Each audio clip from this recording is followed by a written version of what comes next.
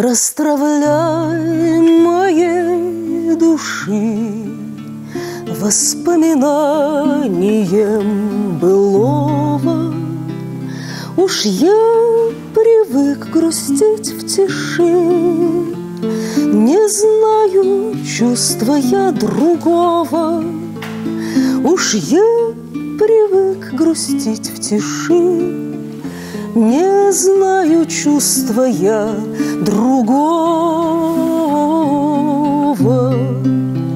В отсвете самых пылких лет все испытать душа успела, и на челе печали след судьбы рука запечатлела, и на челе печали след судьбы рука запечатлела.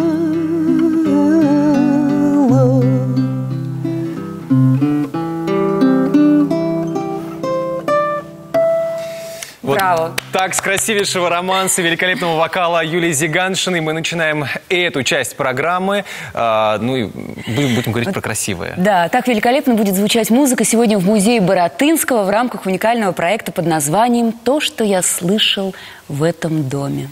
Юлия, доброе утро, здравствуйте. Здравствуйте. Итак, проект «То, что я слышал в этом доме». Расскажите, пожалуйста, про него. Чуть я поправлю вас. То, что слышал этот дом. То, что слышал этот дом. Дом, да. Что это такое?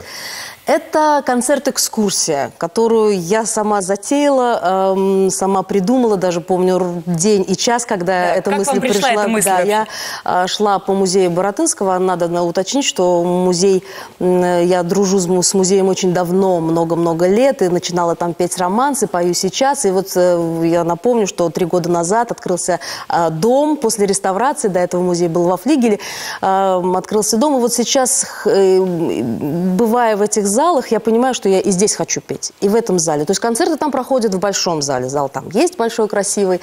А все остальные комнаты, которые носят, имеют свой характер, свою ауру, свою атмосферу, в каждом из этих залов я хочу петь, я поняла. И проходя по этим залам однажды, я придумала такую идею, которую поддержали сотрудники музея, я им очень благодарна за это, концерт-экскурсию. То есть ходить с небольшой группой в 15 человек, ходить по залу музея, рассказывать о тех, кто жил в этом доме, о тех, кто связан с этим домом, связан с этой эпохой, и исполнять романсы, соответствующие каждому залу. А экскурсовод в данном случае это? Это я. Вы, видимо. Это я. Я экскурсовод и исполнитель вот в одном лице. Вот такую программу мне захотелось То есть предложить. экспонаты вас вдохновили, и вот как подбирался репертуар?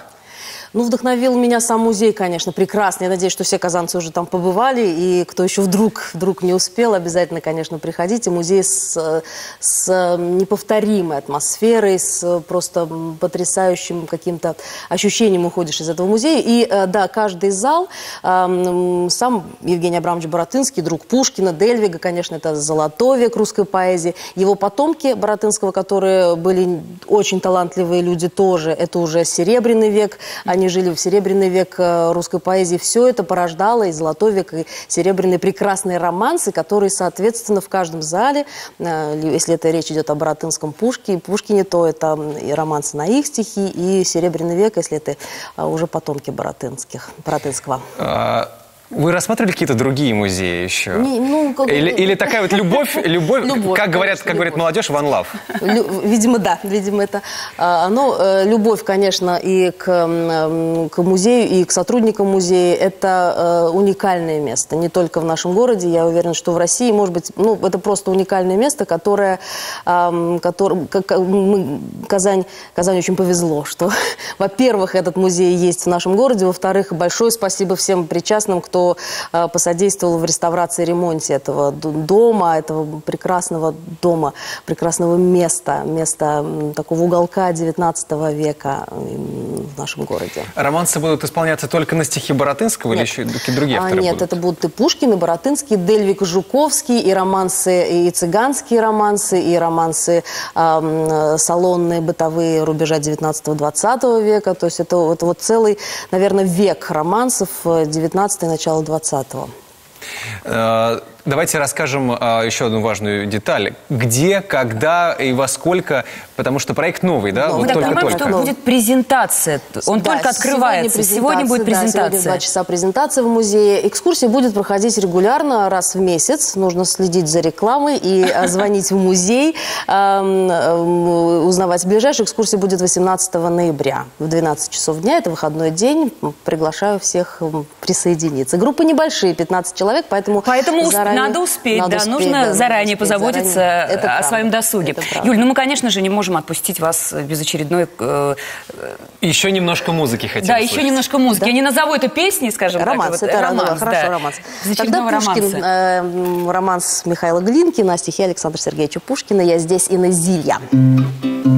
Я здесь, Инна Зилья, я здесь под окном, объята Севилья, и мраком и сном исполнен, отвагой окутан плащом, с гитарой и шпагой. Я здесь под окном, я здесь под окном. Ты спишь ли, гитарой тебя разбужу? Проснется ли старый, мечом ложу?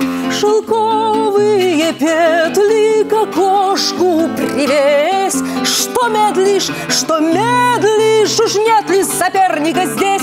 Уж нет ли соперника здесь? Я здесь, Инна Зилья, я здесь под окном, объята Севилья, и мраком и сном исполнен, отвагой окутан плащом, с гитарой и шпагой. Я здесь под окном, я здесь под окном. Еженедельно о самом главном смотрите 7 дней на ТНВ.